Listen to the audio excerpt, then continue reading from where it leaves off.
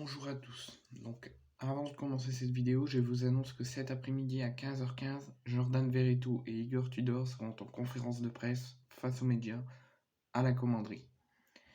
On va faire le point, encore une fois, sur ce gros derby qui nous attend demain soir au Vélodrome avec plus de 65 000 supporters présents dans les virages entre l'Olympique de Marseille et l'OGC Nice. Que va-t-il se passer entre les hommes d'Igor Tudor et l'OGC Nice?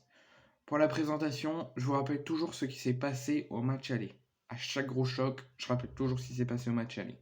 Au match aller, car aussi je vous explique parce qu'on rentre aussi dans la phase retour capitale. Au match aller, souvenez-vous, c'était il y a 5 mois déjà, ça passe très vite. 4e journée de Ligue 1, Marseille était allé s'imposer 3-0 à l'Alliance Riviera.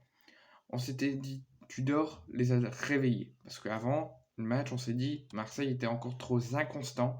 On s'était tous posé moi-même des questions sur les ressources réelles de l'OM cette saison. On se disait tous que ce match à Nice était un véritable examen pour Tudor et pour l'équipe. Mais à l'heure actuelle, à l'heure où je vous parle, l'examen est passé. Pour les Marseillais, avec notamment une connexion établie entre Payet et Sanchez, qui dès qu'ils sont titulaires à deux, ça fait des choses incroyables.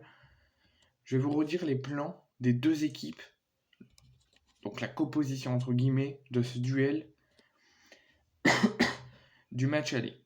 Donc je rappelle que l'entraîneur niçois était lors de Nice-OM à Nice, c'était Lucien Favre.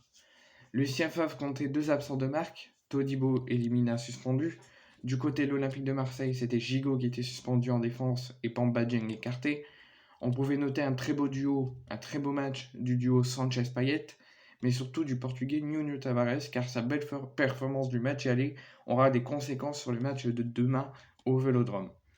Car Nuno Tavares est déjà à 3 buts inscrits lors des 4 premiers matchs de l'Olympique de Marseille.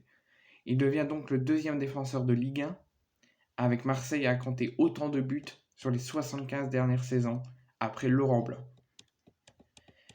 Maintenant, on oublie le match aller, on oublie le passé, le temps est passé, le mercato vient de se terminer il y a quelques jours, et l'OM a encore tapé du poing sur la table avec un mercato XXL, avec notamment l'arrivée de l'Ukrainien Malinowski, de Unai et de Vitinha.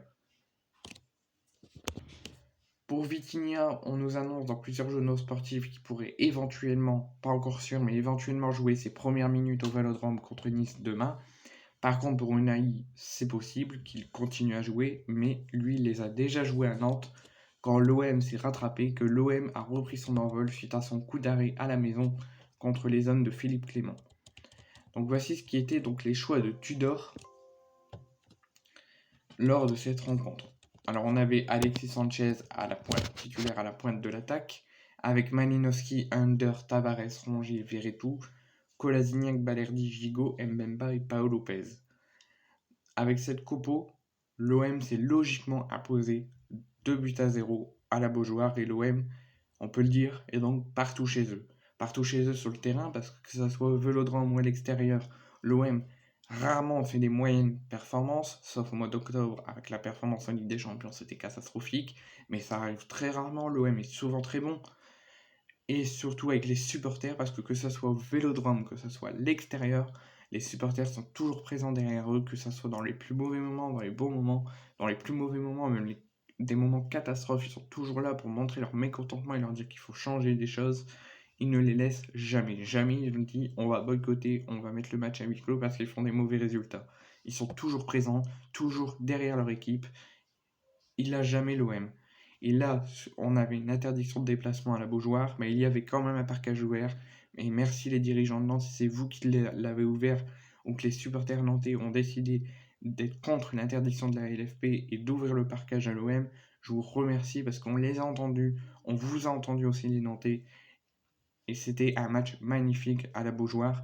Et donc que ce soit au Vélodrome ou à l'extérieur, les supporters sont toujours là à nous pousser vers la victoire et à venir dire bravo aux joueurs et les pousser, toujours pousser jusqu'à la fin de la saison pour leur dire bravo. Donc l'OM est partout chez eux. Même, j'ai vu une info tout à l'heure j'avais fait la différence entre l'OM et Paris. À Paris, il y a rarement, dans les villes, dans les pays, il y a rarement quelqu'un qui connaît le PSG. Ou il y en a, mais très peu. Tandis que si on va à Lyon, si on va à Nice, si on va à Marseille, si on va à Reims, tout le monde, même dans le Nord-Pas-de-Calais, dans le Gard, tout le monde connaît l'Olympique de Marseille. Soit ils sont pas fans de foot, mais ils connaissent l'OM, soit ils sont supporters de l'OM et ils sont supporters. Mais l'OM est partout chez eux, que ce soit en football, dans la vie sociale, dans la vie réelle, l'OM est partout.